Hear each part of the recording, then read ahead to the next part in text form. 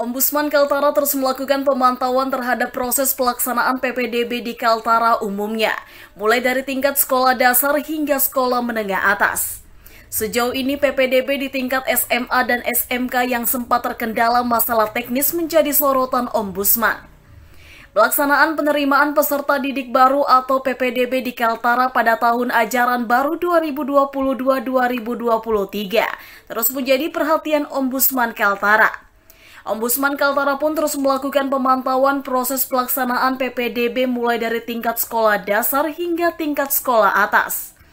Meski secara keseluruhan berjalan dengan lancar terutama di tingkat sekolah dasar dan menengah, namun untuk tingkat atas atau SMA dan SMK sempat terkendala masalah teknis yakni error pada perekaman data calon murid.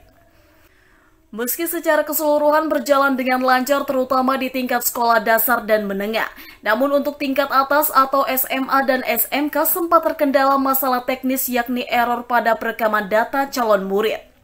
Selain itu, khusus untuk jalur zonasi di tingkat SMA dan SMK juga menjadi sorotan di mana calon pendaftar atau murid di wilayah Tanjung Pasir dan Tanjung Batu tidak dapat lolos jalur zonasi akibat jarak jauh dari sekolah terdekat. Selama pemantauan di lapangan, Ombudsman melakukan pengambilan sampling di 8 SD mulai dari SD, SMP, serta SMA dan SMK.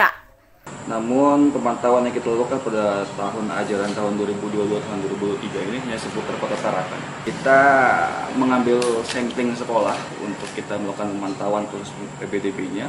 Kurang lebih ada 8 sekolah di Kota Tarakan. Terdiri dari pendidikan dasar sampai menengah atas seperti itu, SD sampai SMA. Kita sudah melakukan konfirmasi ke Disdik Provinsi karena yang bermasalah adalah server untuk PPDB online SMA. Kita dapatkan informasi bahwa itu merupakan kesalahan ini ya, teknis di tanggal 2 Juli. Nah, itu dilakukan migrasi data, hasil atau data jalur afirmasi dari orang tua ke jalur zonasi seperti itu, tetapi di situ terjadi error sehingga data pendaftar dari tanggal 28 sampai tanggal 1 Juli itu hilang seperti itu. Nah, diputuskan untuk dilakukan pengulangan seperti itu. Jadi bukan daftar ulang, tapi pengulangan daftarnya.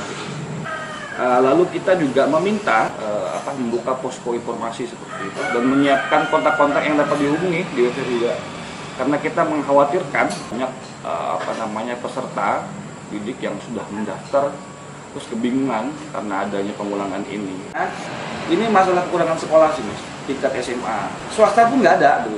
Pilihannya cuma SMA 2 ya, pilihan 2 sama sekolah-sekolah negeri lainnya. Tapi itu udah karena memang kalau orang Mamburungan itu Tarungan Pantai Amal udah pasti dia akan dizonasi udah pasti kalah gitu.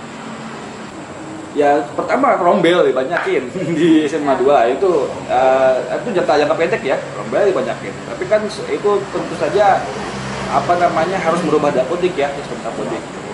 Dan syarat pasti ada nggak gitu. Lokal sekolahnya ada nggak, bangunan sekolah ruang kelasnya. Jangka panjangnya bangun sekolah, Mas.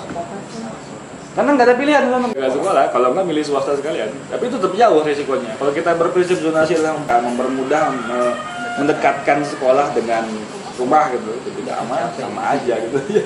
Diharapkan dengan pemantauan yang dilakukan langsung oleh Ombudsman, hasil dari PPDB lebih baik dan tidak banyak permasalahan. Tim Liputan, TVku.